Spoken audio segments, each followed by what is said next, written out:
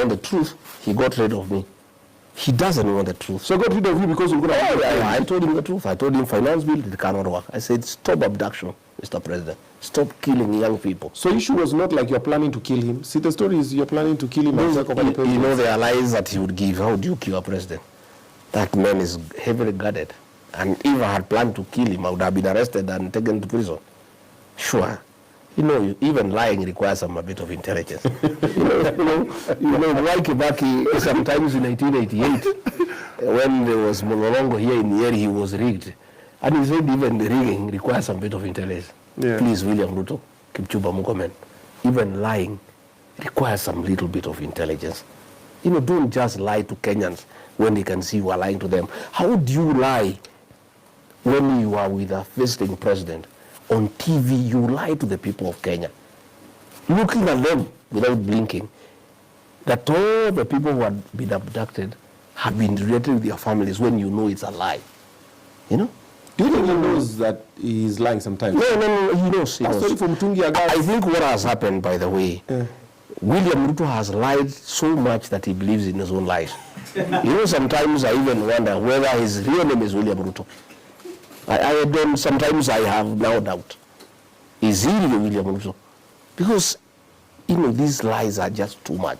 When you go and say you talk to Cheluget, a guy who died in 2017, oh, you Cheluget, musijali, hata nimeketi naye juzi, tumekubaliana, hii maneno ya mashamba tumeketi na ni sawa na hiyo maneno yote nimenyorosha. And the man died in 2017.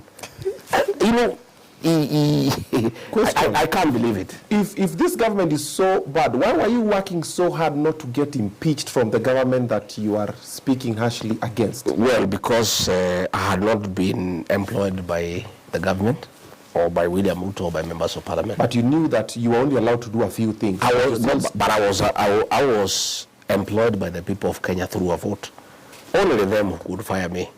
I needed to stay inside so that I can try to correct things from inside. But you still couldn't because you were... No, I stopped. In my own small way, I stopped many things. Yeah, many things I would say no.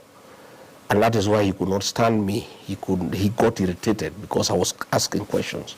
In cabinet, I'm the only man who could say, no, this is wrong. This is not acceptable. The others were not talking? Nobody can talk. Even today, everybody is yes, sir. And that's what he wanted. William Ruto is everything. At what point did you know Mama Imechemuka when you are still with him in the government? We struggled almost a year. It was very rough for that 1 year. Oh. Yeah, the whole of 2023 from October. You saw it coming, Yeah, I couldn't stand what was going on, and I kept on telling him. And he was getting very irritated. You know, very irritated. And NRS has a lot of money, but it is not used for security operations. That money is the money William Ruto is using to bribe leaders. It is the money that he used to get people to impeach me. It's the money he's using to give churches 20 million. It is the money he's using for these empowerment programs. MPs are all over giving 10 million every day. You would ask yourself, where is that money coming from?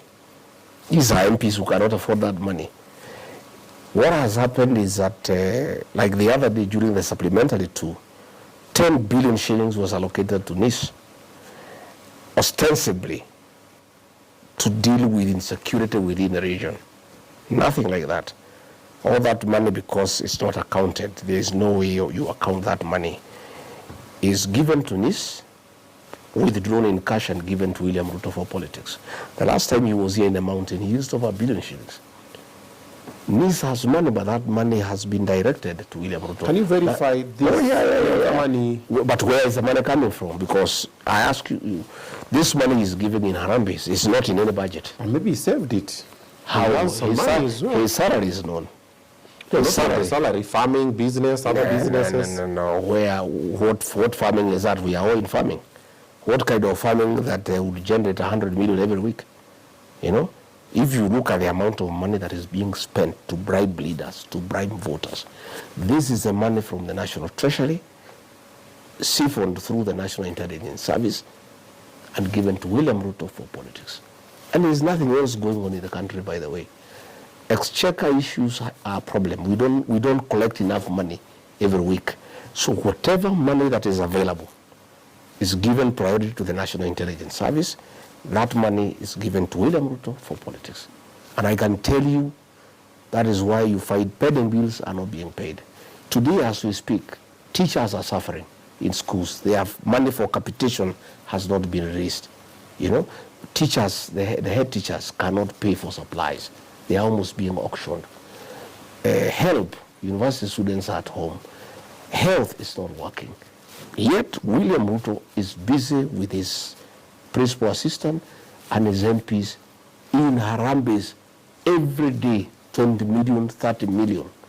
This is the money that is the taxpayers' money that is being channeled through the National Intelligence Service to the president, and this is the money that is being used to do politics. The president is busy making deals and making money. He has no time to verify intelligence and to find out what is happening in the country. So he is a consumer of what Haji gives him, and he likes it that way because it's easier. He gets a report, he reads and says it's okay. But you can see, you know, how embarrassing it is. When abductions started, and we told him the abductions, he asked Haji, he said there are no abductions. The president went on TV and said there are no abductions. When everybody knew abductions are taking place, and there were videos showing people being abducted, he was told by Nuruddin there are no abductions. He said, fine. He went on another day, he said, we will stop the abductions. So people asked, if you will stop them, who will you stop? It means you know they were going on. The other day, there was a president of a certain country that came, I think last week. And in one of the questions he was asked about the abductions, he said, no, everybody who was abducted has been reunited with the family, yet many people have disappeared. This president is clueless. He's so embarrassing to the country because he is here. He's the president of the country. He's supposed to be so authoritative, yet he is lying to the people of Kenya in broad daylight. And he said that all these people have been reunited with their families, yet there are so many people who are missing. There are so many others who are dead. So these ones who are dead, and I was asking, probably the dead ones, he has revived them and he reunited them with the families. And probably he has that capacity because the other day in Narok, he said he has talked to somebody who died in 2017. So probably in the same way he talked to the guy who died in 2017, probably he has had a conversation with the Gen Zs who were killed, he has revived them and he rated them. You know, we are very embarrassed as a country. There's a story that the